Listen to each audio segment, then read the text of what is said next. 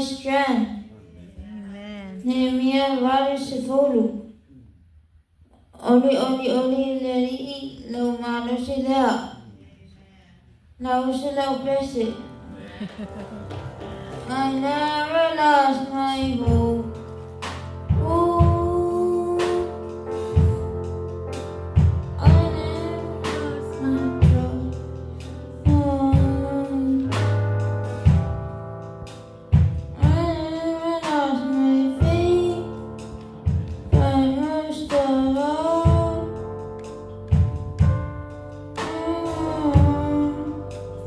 I never lost my grace.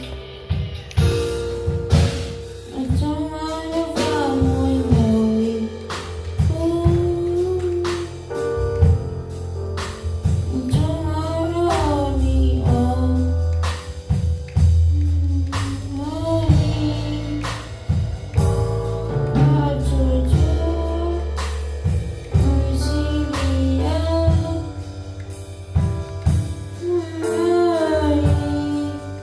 And tomorrow lonely. Sofa Yesu.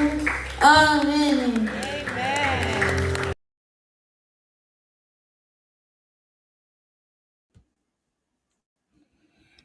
Ya, biara tua ili ne fiafi.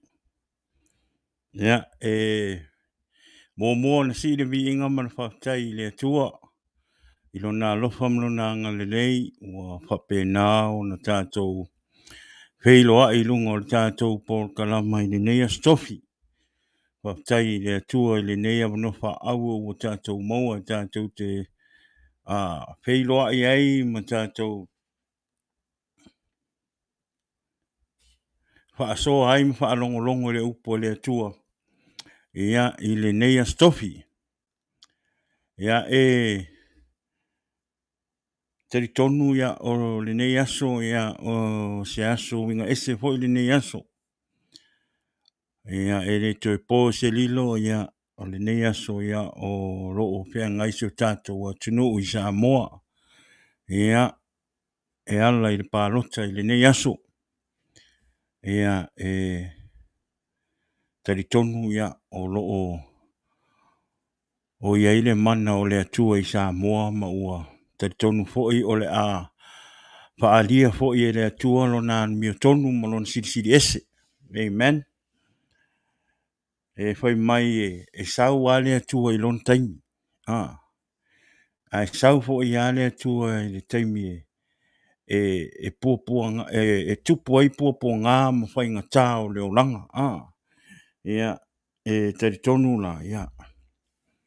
O roo manuia mea i Samoa. Amen. Ia tari tonu fo ia ili o tula fo ina fo ile atua statu wa tunu. Po le ale tele o me te tupu mai. O vese i senga ma mea whapenga. Ia au tari tonu o loo iai al saunga le mo le atua i Samoa mo ma tatu tangata. O lea ia. Po ire vi inga marwhaftai le atua ia ona o le nei aso matango fie. Ia ua tatou aulia mai ma le manuia. Ia ua tatou wheloa lunga o le tatou polkalama. Ia whaftai fo i le atua ia ona o le nei aso. Ia tari tonu telo i tatou sa whea ngai mga luenga i le nei aso. Ia tele fo i o tatou ia le ua tatou tau nuu mai a inga. Ia ua manawa ngā luenga o le aso o tatou malolo mai. Ia le ngata i lea tele fo i o nisio i tatou o ta mao tina o uso tu whawhine o a inga. Ia o le fo tu a o i te tonu i ngā luenga i nei taimi. Ia a whaila o le nāua whatu ai alu ngā luenga le nei a fiafi. Ia lofa le tua ina ia whapenao na pui pui ia te o i ngā luenga. Ia i le nei a fiafi ina ia i le saunga le mua le tua. Ia molona pui puinga ia te o tō o tō whea ngai e mga luenga i le nei a fiafi. Ia le ngata i lea ia te leo nisi o le whatu manawa mai whi au mga luenga. Ia pe o wa o ne fiafi le lewa on tau nuu mai i le whale nei. Ia whaptai le tua I lona puipuinga ia te au ilungo awala te le wawe le ne aso. Ia a o whaafoia o ngā ruenga I lungo awala. O la ngā ruenga le o se ngā ruenga whai asinga dangerous o wai alua le so a ko I lunga le awala. Whainga le whelua I lunga awala. Ia ka ke le ilua me kup. Tari tonu fo'i o lou fo'i ngā ruenga. Le mea o le e ngā lua I mo lou ngā ruenga ngā ke le ngā lua. Kari kong. Ua ngā wa I o manuia ona o le puipuinga marasanga le mua le tua. E ala I lona whaatasi mai ia tātou ni. E fiafi. O lea ia o le vi inga mawalunga ma le whaatai mawalunga nei awe le tua. Ona o lea ua toe whaea ina le tātou pokalama I le nei e fiafi. Ia ua whai e una maua le vanua tātou te whailoa I lunga te penga whailangi. Ia ma tātou whaasoa I le upo le tua I le nei e fiafi. Ia a veri nei taimi ia whaatalo whaatua I le pokalama. Ia I whioi o le tala le lei. Ia I sunga I whawhengainga mo o tau whalitua le nei fiafi. Ia whaatalo whaatu le pokalama o le Jesus is the answer. Ia te o tau le nei fiafi. Tari tonu o lo o tau tāpua ia le. Alo whaiwa atu o sio tātou atu nuu I pāloka I le nei aso. Ia malo ale nofo talo malo fo I tāpuai. Ia ele ngata I lea ia whaatai fo I le upo le tua o lo o tau sa I le aso ma le aso. Ina ia whape ngā o ngā launga ina atu ma folfola atu lona a whionga pa ia I loto mwhina ngalo o tātou tangata. O lea whaatalofa whaamalo a toi tātou porkalama. Ia I le nei e fiafi. Ia le ngata I lea ia o nei o tātou wao sina si o tātou atunu. Tātou ta māma tina mātua.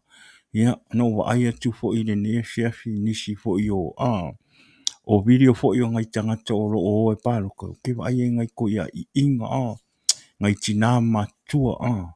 Wo ai whairo lato pālota ina ia nau ia toi fo I sa mo ne mea sai hei.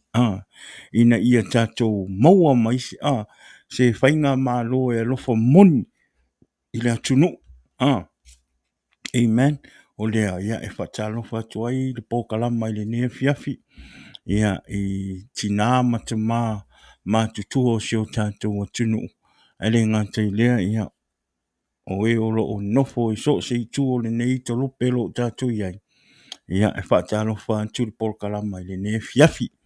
Ia whaase e mana I o lau whaatalofa ia I a inga o ma e masangi I lungo o tātou pōkalama. I le nea fiafi. Whaatalofa atu le Jesus is the answer podcast. Ia te o tau le nea fiafi. Whamanuia le tua I le nea fiafi. Whaatai la o tau. Whaatasi mai aso taitasi. Po aso o umona. Schedule ina e atua I tātou pōkalama. Tātou te o mai tātou te whaalongolongo I le upo le tua. Amen. O lea ia. Whamanuia tele le tua I le nea fiafi. Ia o se whaatalofa le nā ma le whaamalo le nā. Ma whaafelo inga nā o tātou pōkalama. Ia I le nea fiafi. Ia e taritono o manuia uma o tau le alofa o le atua. Amen. Ia le nea so wa alofa I Samoa. Statu atunu I Samoa. I le wa ai atu le sangi o ngai kangaka e o e pāloka. Taritono. E whaingane e manuia Samoa le tausanga nei tausanga nei lima o le a filifilia e le atua le whainga malo e loa e le atua e manuia ai Samoa se whainga malo pe se whai e loa po se pāti foi e loa ai o le a whaia le a miotonu whaia le a miotonu ia ai tautonu mai mau pe nga whainga uvo. E ui a inga o awha kukuila koe awha upon. Ia ai le ma whainga uvo. Ia whatalo whatu ia fua tau ma oe. Ia whatalo whatu polkalama ia te oe le nea fiafi te o fine. Ia whamanuia le tua whaptai ale Ia fo whaatasi mai lunga o tātou polkalama. Ia o pāanga tua ia i o tātou polkalama. Ia fo ia lewi inga i le tua.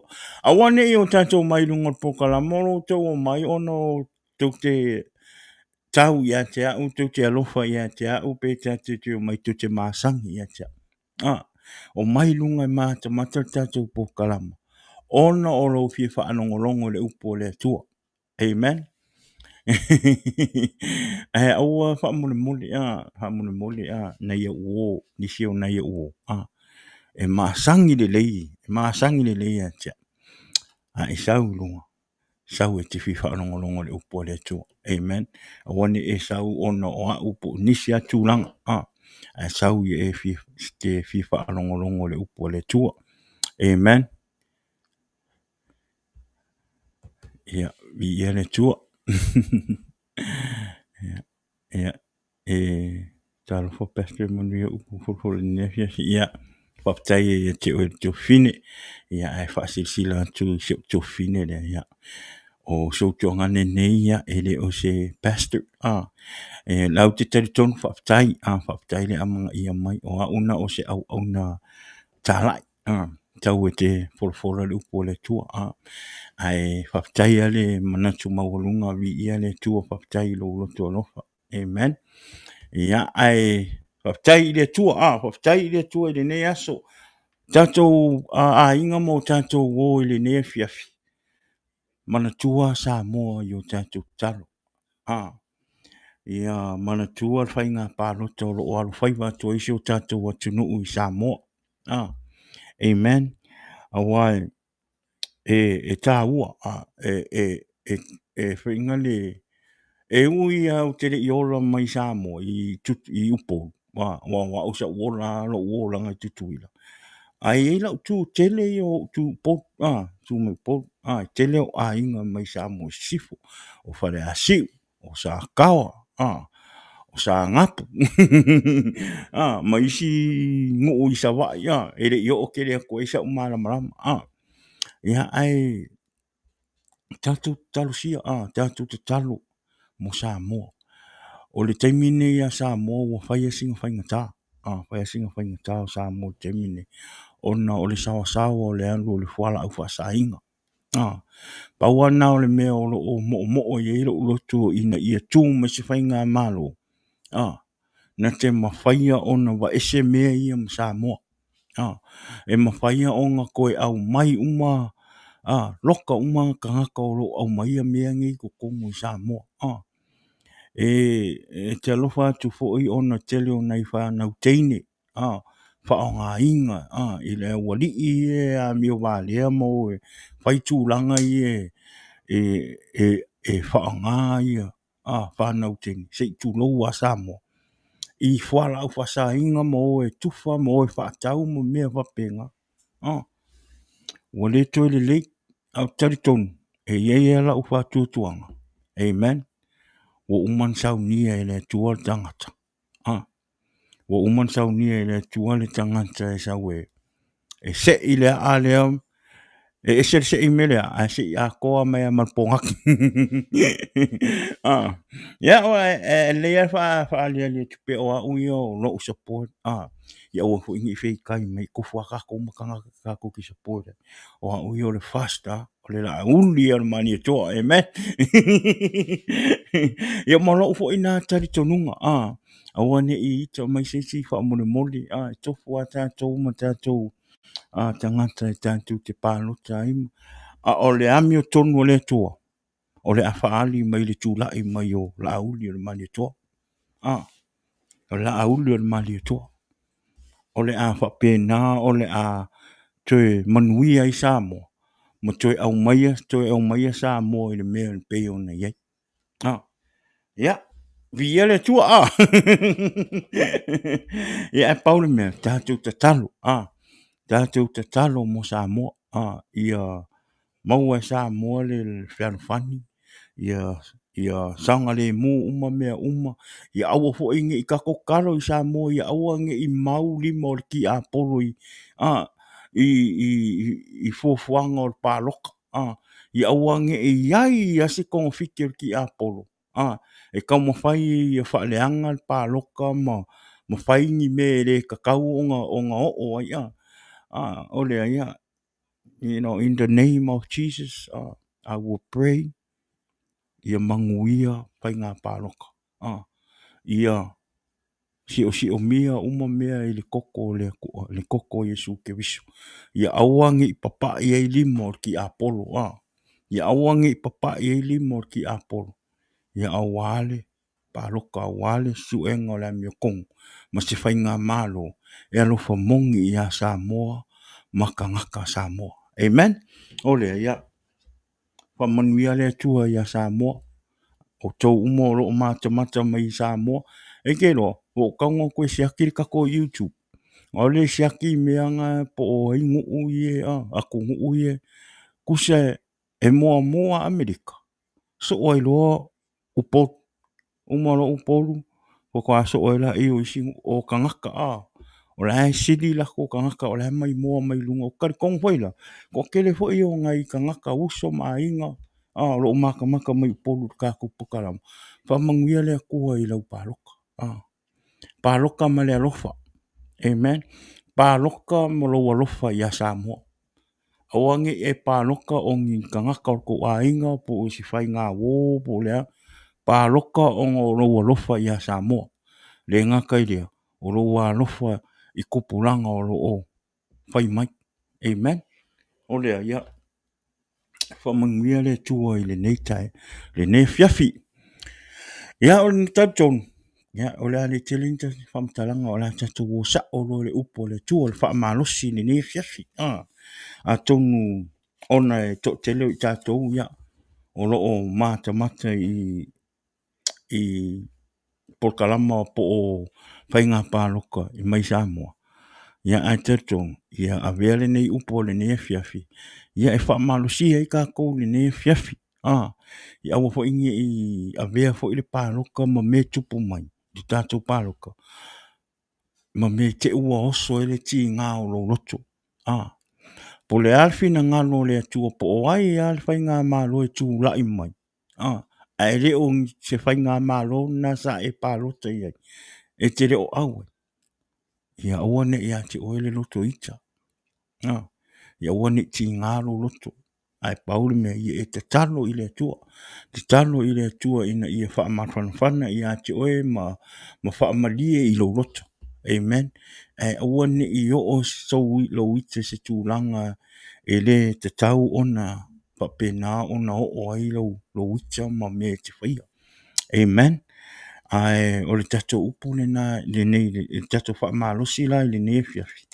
Ia e au ngā mo oe ma. Tato te whaamalosi e o tātou ola whaaleanganga i le atua, ma whaamalosi e o tātou ola au auna i le atua. Ma ia tātou whaia perfi na ngalo le atua, ma tātou alo lofa i le ngalo wenga le atua. Ma tātou sauniuni a wā ua lata le fio mai o Yesu ke viso. Amen. E le au ngā fo i te leo na tātou focus kele i mea o lo tutupu. Ai ngalo e lo focus i le atua, malona fina ngalo. Amen. Ia awangi a vea se me o mea o lo tutupu mai. Eva ese lo focus mo le atua. Amen. So you still can focus about stuff that's going on, but at the same time, ia whaakele ona e focus i le atua. Ngai ke ua alu lo tātou malosi, alu lo tātou loto mo tātou wanganga i mea o lo tutupu. Ona whaamua lo la i o mea nei, ai ngalo i lo ora au na i le atua. Amen. O lea, ia. O lea la tātou o le tātou whaamalosi le ni fiafi. Ia. Se whai tātou talo. Ia ona amatai leo le tātou whaamalosi. Le tuaele mātou ta mai le ne fiafi. Waptai ta mai lo wanga le leima lo walofa. Le wanoa tā ua wa e wha wanoa ina e wha pēnā ona polofola ina ilo upu ilongo te penga whailangi le ne fiafi. Talo atu le atua i lau wha unga ilunga ia tia ue ala i lau upu. Ia whapena o na luatu lo upu ma le mana o lau fio Yesu ke viso. I loto ma fina ngalo o tangata o ua maole avanua e whaatasi mai lunga o Port Kalama. Ele ngaka I leo se taimi lantou te maua mai ene nei Port Kalama. Ina ia whapena le di ia ona e whaamanuia ia I lantou I lo lantou whaalongolongo I la upu. Ia lantou talia lo whetalai atu le di ia ao ngalo upu I o lantou o langa. Ma ia whaia lo upu le nei a fiafi le di ina ia whapena ona tusuia I o lantou ola mo mai e watu mo po ina atu o lantou ola mo o Yesu ke viso. Le li ia o matu tari tonu e sila fia mea uma. Whai ngā pālota le li ia sa moa. Uma na whata atu I uruma le li ia whaali lau a mea tonu. Whaali lau a mea tonu I sa moa. Matu te tari tonu fo I o aia e te whaatula ina. O lau tali lea le li ia. Lea tamā le ne fiafi lau upu ia whapena ona pui pui le nei Polkalama I le ne fiafi lau totupa ia Yesu ke viso. Ia awane ia iste tau mawhainga o le ti Apollo e tau mawhai e whaaleanga le whaalongo o lau tangata I le ne fiafi ma sui ia I upu le li ia o lau a fionga pa ia I le ne fiafi. A ia whapena ona lilingi ifo le mana o lau anga pa ia na te lantou te whaaleanganga I o lantou whaalongo I lau upu. Ina ia malama o lantou loto mo o lantou mawhauwhau. I lau whetalai atu lea tama. E ule nei whaasoa I le nei fiafi po le nei whaamalosi wa umo na I saunia. Po ia tualewi inga I lau fio. Maua se anganga fau mo lau malo. Ia ole vi inga I tu mau ia te oe nei se o lava I whawau. Amene. Ia, amen. Vi ia le tua. Ia ole tatou tiswhai tau ole a maua ele tatou. Oi, ingu me so wai, ingu me no wai.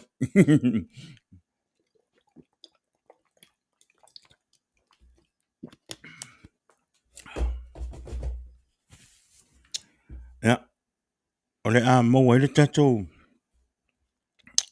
Upa malosi le nefiafi. E maua maila e le tusi a Utah. Amen.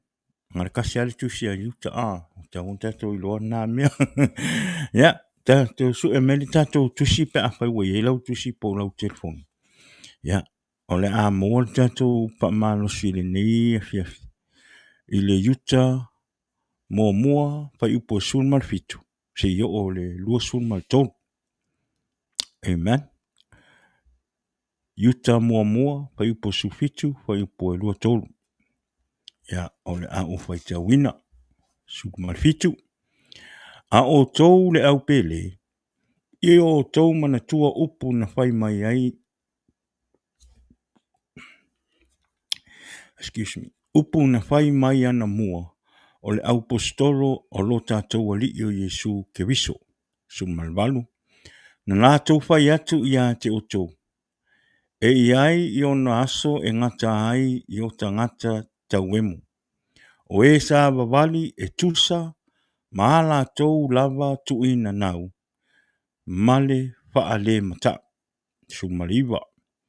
O tangata lava ia ua la tou vavai ese, ua mio faale tino, ua le iai le anganga. A o tou le au pele, ia o tou ati ae ia te o tou. I lo o tou whaatotua e silisili o na pa ia, o le anganga pa ia, tou te tatalo ai. Lo sul matasi. I o tou whaatu mau ia te o tou, I le alofa o le atua, ma whaatatari atu I le alofa muti vale o lo tātou ali o Yesu ke viso. E o atu I le ola e whaavavau. I o tou alofa atu I nisi o e ua whaale tonu. A o isi ia o tou whaaola ia I latou male mata. Ia se ia te I latou mai le afi. Ma ia o tou ino I le ofo ua pisia I le tino. Amen. In the last time, people sumal fitu whapalangi. But dear friend, Remember what the apostle of our Lord Jesus Christ foretold. They said to you, in the last time there will be scoffers who will follow their own ungodly desire. These are the people who divide you, who follow natural instinct and do not have the Spirit. 20. But you, dear friend, by building yourself up in your most holy faith and prayer in the Holy Spirit, keep yourself in God's love as you wait for the mercy of our Lord Jesus Christ to bring you the eternal life. Be merciful, 22, be merciful to those who doubt. 23, save others by snatching them from the fire. To others show mercy, mixed with fear, hating even the clothing stained by corrupt flesh. Amen. Fai mai le fai upu e lusu matasi. Fai upu na e lufu tasi ma le. Ah, fai mai le fai upu e lufu tasi, fai mai. Ia o tou fa tu mau ia te o tou i le alofa o le atua. Ma fa tali atu i le alofa muti muti vale o lo tātou wali o Yesu ke wiso. E o atu i le ola e fa avavau. Amen. Verse 21 says, keep yourself in God's love as you wait for the mercy of our Lord Jesus Christ to bring you to eternal life.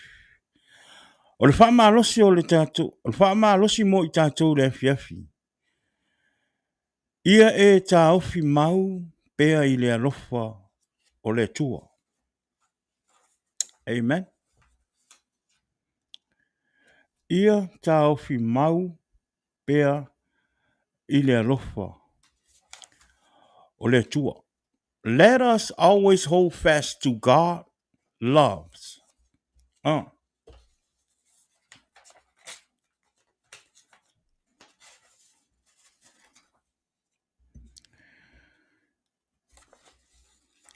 O le tusi lea yuta.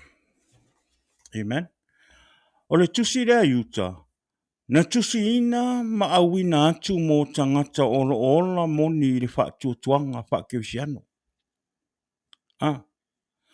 O le wha malosi atu o yuta i le au kewsiano ina ia la tau tutu mau. Amen. Fai mai fai upo e lufu matas, fai mai ia o tau whaatu mau i ate o tau i le alofa o le Atua. Ma wha tali atu i le alofa muti muti vale o lo tātou wali o Yesu ke wiso. E o atu i le ola e whaavavau. Keep yourself in God's love as you wait for the mercy of our Lord Jesus Christ to bring you to eternal life. O tātou whaatalitali, le fio, aolo tātou whaatalitali mai le fio mai o le alii, whaolo e si tia ia i tātou. Ia e whaamalosi ma e tutu mau i le alofa o Yesu. Amen. Ia whaapea ona ia te oe lea lava alofa. O le alofa o le Atua. E te alofa ma e tu mau ai i lona upu. O le upu e iai le mana. O le upu e wha ma ai ona i tu e wha. O le upu fo i lea. Na te mawhaia ona suia mai lo o langa. Ma lo ainga i le Atua. Amen. O le alofa ma le upu fo i le Atua.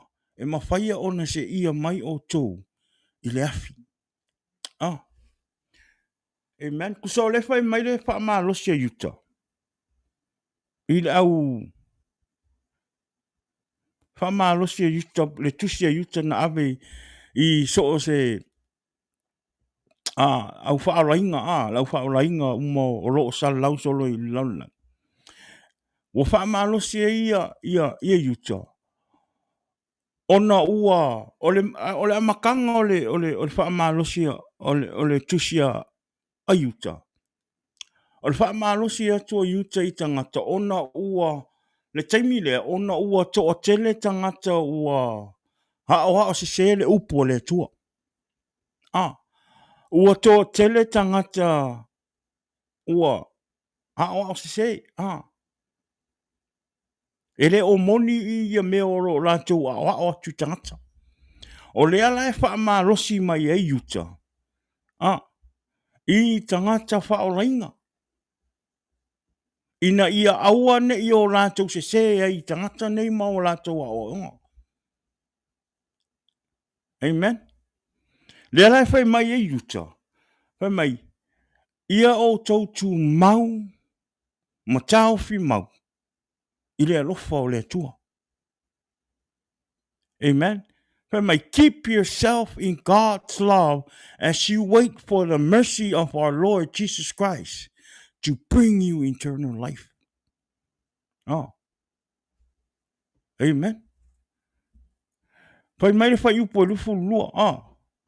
Whai mai. Ia o tau walo lofa atu I nisi o e ua wha le tonu. Amen.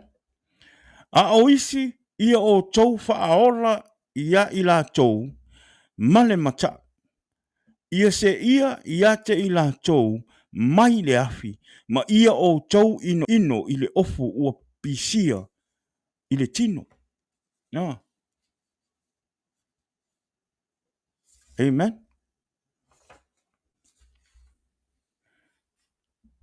Ia ta tau ino I mea o le nei lang. Le au kewisi ano I le nei afi. Ta tau le au whaolaina. Ia tātou ino I mea o le nei laulang. Ia tātou alo ese matu inga ngaunga ma fianga o le laulang. O mea e le ai se winga. O mea o le laulang. O mea o le laulang e le ai se unga le lei o iai. E iai le taimi e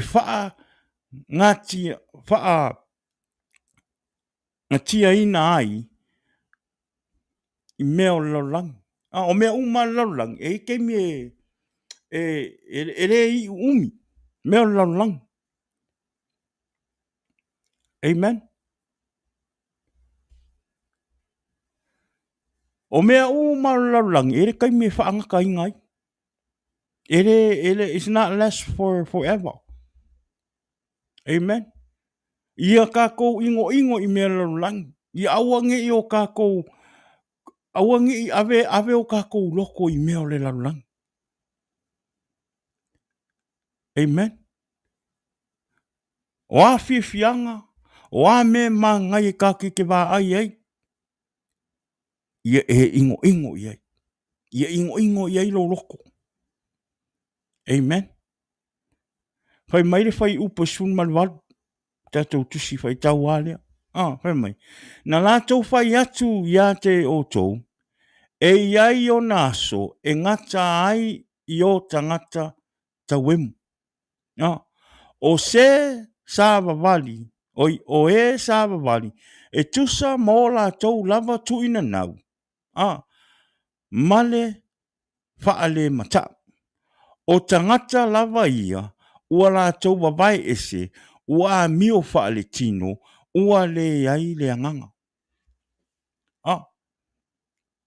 Hermai, Sulwal, they say to you, in the last time there will be scoffers who will follow their own ungodly desires. These are the people who divide you, who follow natural instinct and do not have the spirit. O tangata ia e te tau ona tātou whaitete ai.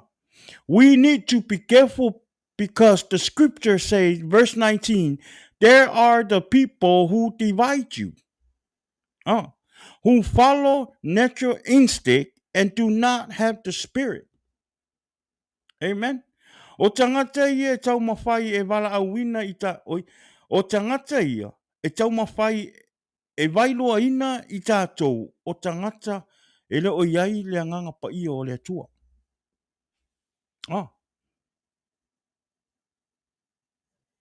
E kaimi e whaingale e kaum, you know, ole tele yo me e whaingale e te tupu, sui lo tātou wōlanga.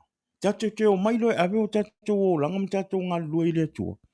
E kaimi o mai e kangaka i ake, o e makamu whai e whaingale e whaise me ke ika i lisi kangaka ke usiango.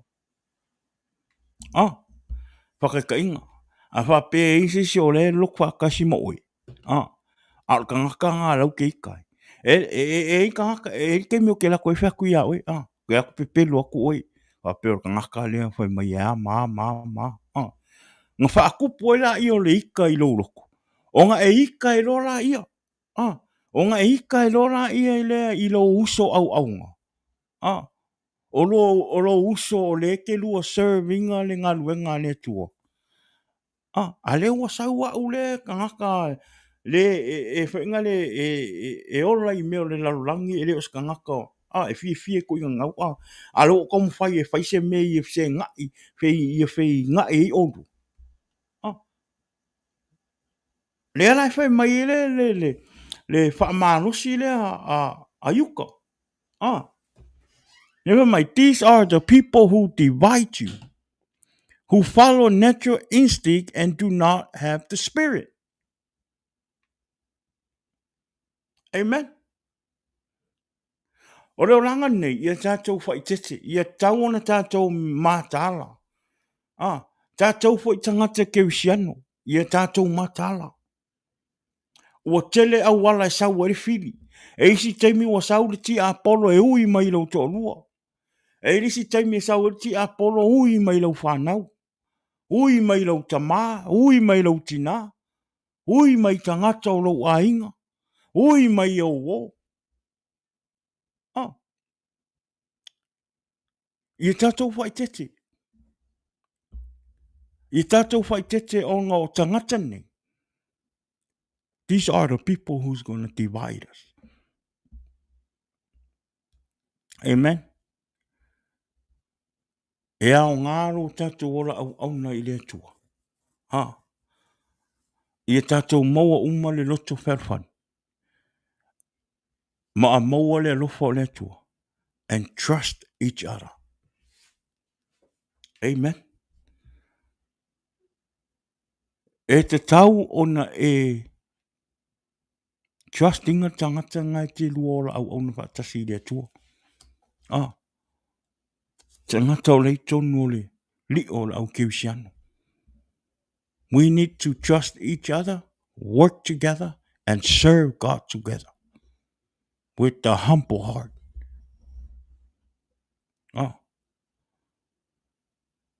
Ai awa fo ine o tātou feita i tangata. O le alofa leo le atua le tātou te tū mauai.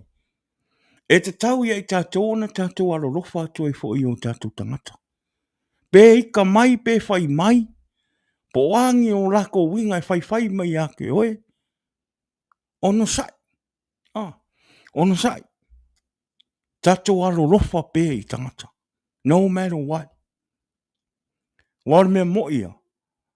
E lisi le mea tele na pa u ele tele o ke usiano. Amen. E ofo ia. E le taimi o te vai e le to inga mea leo le ita. Whai me lo se me le anga sisi aka ika wika lo. E ika fo. Amen.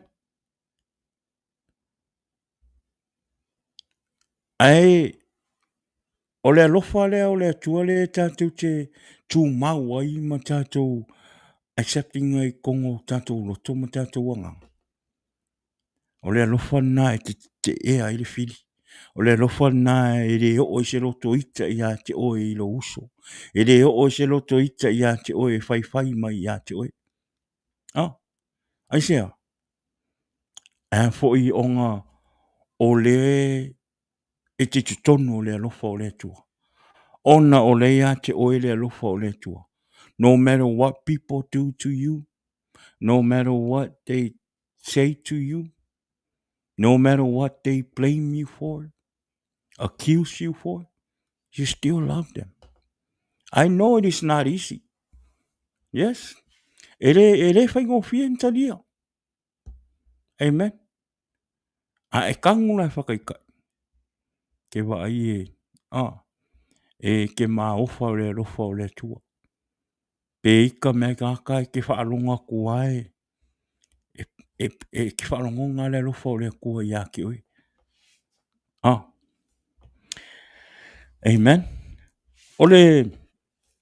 Ole tusi e lua Peteru. O loo apo ai e fo'i mo wha amalosi e pe kelu I tangata keusiano o loo au mau I so se vaenga o le laulang. Ina ia la tau mana tua o onga uma apostolo Yesu. Ma wha iloa ai o winga ma mea e o I tangata te ia Yesu ke wiso. Le lua Peteru. Ngai wha amalosi e fo'i Peteru le tusi na Peteru le lua Peteru na e whai e fo'i le wha amalosi e Peteru I tangata keusiano, tangata whaoreina. O loo sala lau solo tūni mango le laulang. Ngai fo'i apa e ia ma wha amalosi e ia I fo'i I Peteru. Ono o onga fo'i ngale tangata a onga se. Amen. O lalai e apa I mai ai pekelu. Ma whai loa. Ia I kangaka keusiano. Ina ia whai keke. Amen. Inga ia whai keke I kangaka ngi. E o mea kaimingi. O roo iai kangaka ua avese ngale upo le tua. Wa iai tangata ua whaalili ua upo le afionga pa ia le tua. E o mea kaimingi. Ale apa I mai pekelu ma yuka. Ma apostolo uma Yesu. Lei tono ro na fionga pa ia. E whai loa mai ia I tātou tangata keusiano ina ia te tau o na tātou mātahala ma tātou whai tete. I tangata o roo ao ina se sele upo ma le fina ngalo le tua. Le lua pe teu alo na tā upo e tolu. Whai upo e tolu se I o le fitu. Ngai whai mai. Ua mua ona I loa o le nei mea. E o mai I o na aso e ngata ai o e tau emu. Same thing le ngā wha malo se yuta. Mai la tau te sa vali e tusa ma o la tau. Lava tu ina nau. Hei poe wha. E wha apea mai fo I la tau. O whea nei le wholafolanga o lona fio mai. A wā talu o na moe o le au ngāta mā. Ua tutu mau pea o mea uma talu o na wha to a whaia. 5. Awala tau te mana nao. Ia lilo le nei mea ia te I la tau. Sa iai le langi talu ana mua. A toa ma le lalo langi na whaia mai to tonu. O le vai e ala foi I le vai. Ona o le afionga le tua. Ono o le mea foi sa faa umatia ai le lalolangi tuai. Ina ua lo fia I le vai. Pitu. A o le langi ma le lalolangi o na pōnei ua tuu mo le afi. Ona o lea lava afionga. Ua tō fia ai foi mo le aso e wha masino ai. Ma whano ai tangata wha le mata. Bewa ai, le moa mai I le. E o mea kaimingei. There's people still saying that. O iei pēr kangaka le ola. Ngaka whainga le whaakui ese le upo le tua. E whola atu ma wha iloa atu. Wa lata le fio mai o le tua. Wa lata le fio mai o Yesu. E si tialo na au pa ia. Ia e whai mai ala au le wha wanga lau ali I whainga le pi e mangaku mama ia whai mai. Ngā whiola mai a mako kua anga wha alongwa na ngā kala. ko ke o mai ai ka la I mai fe mai e fiu la wa mali liu aku si au kupulanga o mako a inga o mako ka ma liu o le fo I ola mai mako o le ma ke whaalongo a le se me kupu o ko inga ka ngaka ngei ma ko inga ka ngaka I le fi ki ke e le fionga le ko e le fi whaalongo ia e le kai mie I ke kula e le whamsingo ia ma whailoa kule me ke iu iai pe a e le whaalongo ma e kalia fina ngalo le tua o upu matala o upu matala I o lo o tele ana whai e ma ulangi ai tātou e tangata e le tari tonu pe a le o talia Yesu ke wiso I o lātou o langa mai lava I le taimi o noa se ia o mai lava I le taimi le nei o lo o tupu pea le tau e munga tangata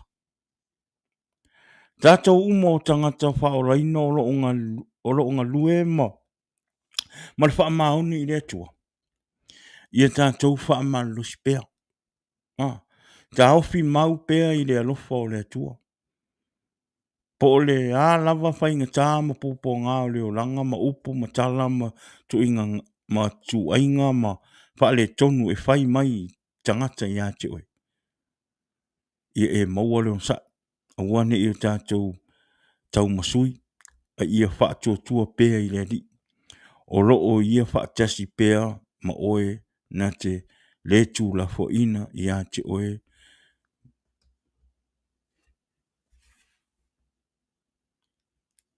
a lo tato au na pea I le tua amen o winga I o tangata e le tari tonu o winga I o tangata e te e le afionga le tua o winga I o tangata e le tari tonu o Yesu o le ali I whaola la tau te fie whai mai tātou o upua I e whai mai tātou e o pasi a fo I whai mai a Yesu e fio mai a mama alo le ngā fo e make I lo fo Yesu amen hapea nga o ko ngai ko ke lo e make I lo fo Yesu ale fesi o e ola mo Yesu Pol mea ngai e ngalo I lo Yesu ai ke le ola mo Yesu amen e ai tangata o lai kongo le kewisi lai kongo li o lau kewisiang nga le lo Yesu e le ola mo Yesu amen e le lei ona tātou ngā lulua I le ngā luenga le tua e le lei ona tā ua oe o le tangata kewisiano ma le tangata whaolainga a e te tari tonu I a Yesu ma ia e I loa Yesu ma e ola I a Yesu o lo wola fo ina Yesu ma le avea ma oe le luinga lo kala ma avea oe ma tangata o lo o iai lau so ta inga ma Yesu ke viso o lo o iai lau relationship ma Yesu ke viso po le ale tele me o tala o tangata I a te oe po le ale whai mai o tangata I a te oe e te ono sai pia Aisea, ai fo ia o leia te oile alofa. Leia te oile alofa li tangata le o la tau te le o iloa la o winga o la tau mea lai whai mai. Te leo na o tangata e whai mai a I tātou. E le o iloa o la tau mea lai whai. Amen.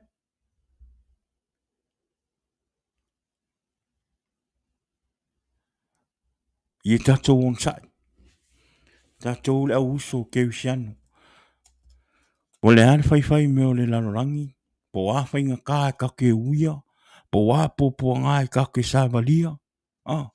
O a fo ia tua inga tangata I a te oe. O a fo I mea tangata e whai mai I a te oe molo a inga.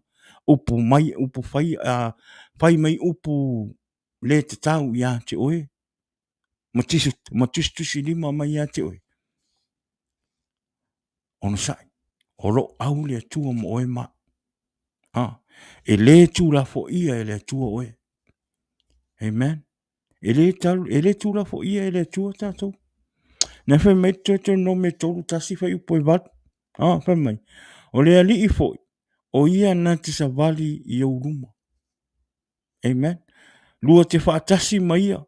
Na te le tu uina oe. Na te le la fo ia ia te oe. Aua i te fefe. Aua fo i e te mata. Si? E le kula fo ia e le atua. E le tula fo ia e le atua tatou. Amen. The Lord himself goes before you.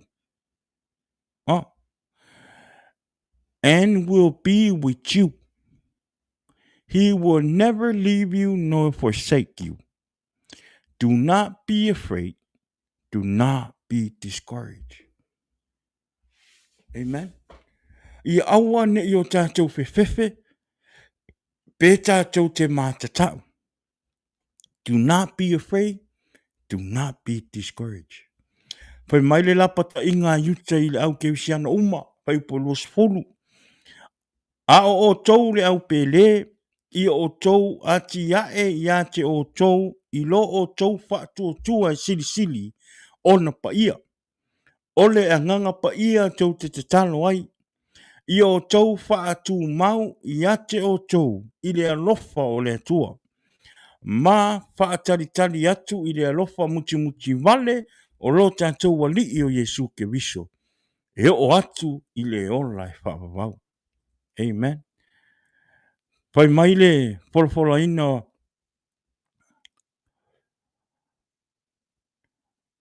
pai mai. O le whaola ina ma le whaatuputupu ina o lo whaatuatua sili sili ma le tatalo atu i le anganga pa ia. Ia o tou tu mau i le alofa o le atua ma whaatari i le alofa muti muti vale o lo tātou wali i o Yesu ke viso. E o atu i le ola e whaavavau. O le whaatuputupu ina o lo ola whaatuatua. Ma whaatuputupu ina o lo on sai. Ma lo te talo i le anganga pa ia. E te tau ona e tu mau i le alofa o le atua. Ma ia e whaatari i le awhio mai o Yesu ke viso. E tātou te maua le ola e whaavavau. O lo tu mau i le alofa o le atua. E te langona ai, le i ai o le anganga pa ia o le atua i ate oe. O le alofa lea o le ali, e te whaamalosi ai i au a inga, lau to o lua, ma lau whanau, o uso, tu whawhine, wo, ma au me mai. Ina ia maua Yesu ke viso, e whai ma whaaola i o la tō o langa, matalia o ia. Whai maili whai upo e lufu lua, ia o tau alolofa atu, i nisi o e ua whaale tonu. A oisi, ia o tau whaaola ia i la tau, male mata. Ia sei ia te i la tau, mai le afi.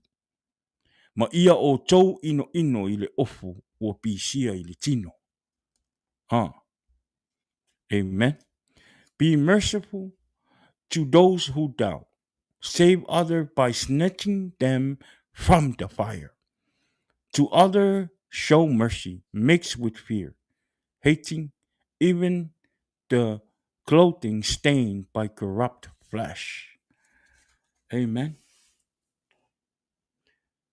Ia tātou alolofa i o tātou a inga o loo leilo loa pei li pongsa. Amen. Le whai mai, ia tātou se ia mai la tō mai le afi. Amen. Tātou tangata ke wisiano. Ia awane i o tātou wheitai i o tātou uso, o wō, ma e masani. O loo leilo loa i li pongsa, ma fia, ma fai fianga o lalulang. A ia tātou tau mawhai e tuu I lātou I lumo le te talo, ave I lātou I lumo o le atua, si I tia o tātou a inga mo tātou a inga, tātou wō ma e maasani, ma tātou tangata I lumo o le atua, ina ia o tātou mawhaia o na tātou sei mai lātou, mai le afi, a ia lātou maua, le ola, ma le alofa, ma le tali o Yesu ke viso, I o lātou ola mo lātou tangata, o langa. Amen. Ia tātou alolofa I o tātou a inga, wō, ma e pele ia te oe. O loo lātou le I loloa pēa I le pongsa. We need to bring them to Christ and show them the light of Jesus Christ to shine in their life. Let the love of God cover our family, friends, and all our loved ones. Le au ke visiano ma le tatou au fia le nefia. O le tatou upu le nā. Tatou wha malosi le nā mo oi le nefia. Ia tatou maua le alofa o le atua. Ia tātou tū mau ma taofi mau le alofa o le atua. O le alofa le o le atua. Na awina mai eilo na alo pele to tasi. Ina ia aua ne I whano se tasi. Amen. A ia lātou maua le ola I whamau. Amen. Na alu a Yesu I lungo o sa tau.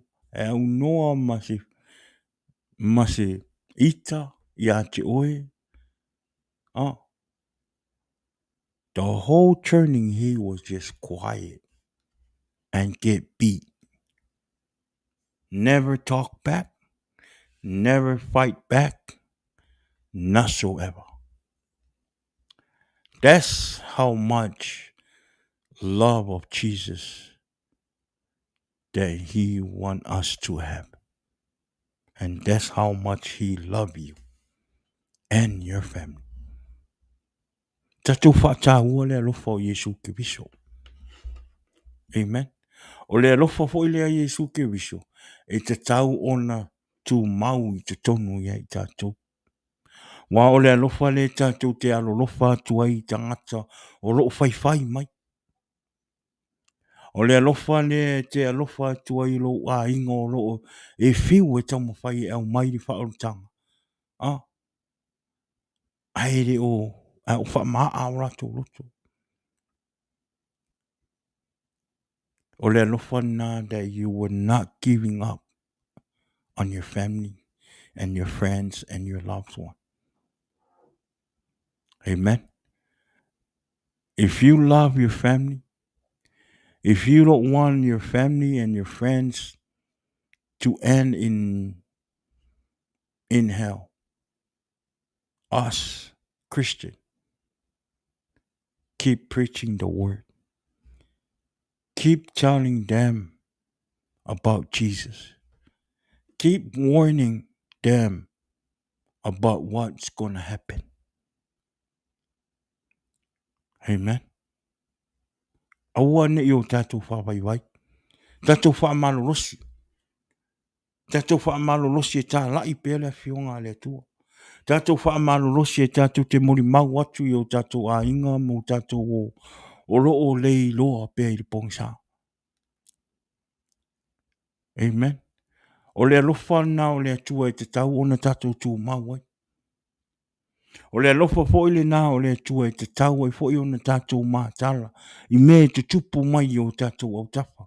Ina ia aua nei e pa'u ai. Ai whaalongo atu o tau sau le vai o tau sau te talo I le atua. Tuli vai I le atua anga pongi ma ave lo vi inga I le atua ma e te talo I le atua. Amen. God will never leave you. He will always be there. Olea. O le tatou upa malosi na I le nefiafi. Amen. Ia tatou wha malolosi ngā luenga le tua. Tātou whaamalolosi le tātou ola au auna i le atua. Amen. Ia tātou whaiere whina ngalo le atua ma le whaamaoni. Amen. A whai e te alofa i le atua, whai ma le whaamaoni lo na ngaluenga. Aua e te vai po ai e whai a o ai e le whai. Ngā lue a oe i launga lue e ke alofa i le akua. Amen. Olea. Ole tātou o whaamalosi le nā mo oe le ne fiafi. Talo i le atua ina ia whapena ona whaamamalama a tili le upo le atua i lo loto mo lo fina ngalo i le ne fiafi. Olea ia. Tai i le atua. Fo i lava le vi inga i le atua. Tai i le atua i lo na upo. Whaamalosi ia i tā saunia mo i tātou. Ia i le ne fiafi. Olea ia. Whamanuia le atua i lau whaalongolongo. Whamanuia le atua ia i le nei vai aso. Ia te tasi le aso ia. Uma foila i o le nei vai aso i fi au mga luenga. Olea ia o le vi inga whaafo i le atua. Thank you, Jesus, and for the word for us tonight. I know, God bless you with the word tonight. It helps you with your walking with Jesus and so swani fo ia te o i lo ola au nei le tua. O le ia whamanuia le tua i le ne fiafi. Ia o tari tonu ia o le tātou pokalama ho i le nā i le ne fiafi. Ia le ua mana ia atua lea li tu lao tātou pokalama. Ia avele nei taimi e watu ele nganga whaptai mo le toi whaptai ia te oto uma ia o loo maua mai le tātou pokalama i ne fiafi. Ia whamanuia te lele tua ia te oi ia i lo mata mai e whalongolongo leu po le tua. A whai fo i o leua uma tātou pokalama a leua maua taimi e te mata. Whamanuia le tua i lau whalongolongo. Amen. Te lia le upo le tua i lo roto, ma whau lo roto o iai, te talo i le tua ma wha malama tu ia te oi. Le winga, ma le au tū o lona wha malosi le nefiafi. Ina ia whapenao na e malama. Ma ia o foi nā tūro wola i le tua. Ia ono le upo. Amen. O lea whamanuia le tua ia te oi. Nefiafi whamanuia i le tua. Whamanuia atu le tua i o tātou a inga uma. O tātou wō ma e masangi. I lungo le tātou pokalama. O le Jesus is the answer podcast. Ia i le nefiafi. Ia e le i wha umar tātou pokalama ni fulfulanga. O le tātou pokalama i le strona i nei. Pea o atua i le ola ma le malosi. Ia oi wha malia tuai le i o se tātou pokalama i le strona i le nche nei. Ia ona sa tutuangia hoi loto au auna inisi hoi o mea sa au ai. Ia au wafo i le whamana tuina las whanau siu utolua. Pero le anga le sa le o se tātou pokalama. Ia o le strona i nei. Ia o le for sure. Pea o atoi le ola ma le manosi. O le whapena o le whawau le tātou pokalama i le strona i nei.